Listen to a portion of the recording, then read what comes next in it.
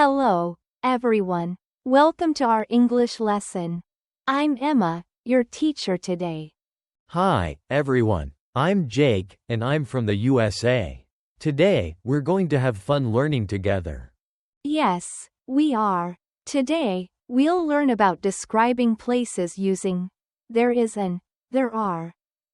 That sounds great. So, what does there is mean, Emma? There is used for singular nouns. For example, there is a park near my house. Oh, I see. And what about there are? There are is used for plural nouns. For instance, there are trees in the park. Got it. So it's there is for one thing and there are for many things.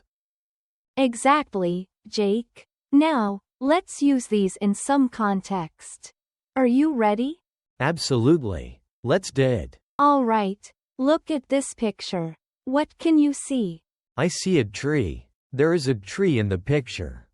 Great. Is there anything else? Yes, there are flowers behind the tree. Good job. Now, can you tell me where the flowers are? The flowers are between the tree and the fence. Perfect. Now, what else can you see? There is a bench next to the flowers. That's right. And where is the bench in relation to the flowers?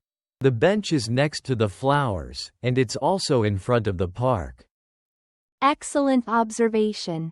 Now, tell me, are there any people in the picture? Yes, there is a woman sitting on the bench. Very good. What about the trees? How many are there?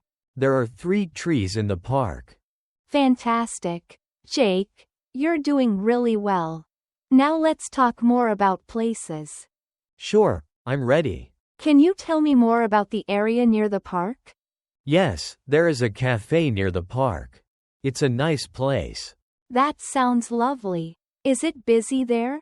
Sometimes. There are many people who go there after walking in the park. Great. And what about the street? Where is it compared to the park? The street is next to the park, on the left side. Good. And can you see anything unusual behind the cafe? Yes, there is a small garden behind the cafe. It's very pretty. I love gardens. Are there any flowers in the garden? Yes, there are many colorful flowers in the garden. Sounds wonderful. And where do you like to sit when you visit the park? I like to sit on the bench in front of the cafe. That's a great spot. Do you go there often?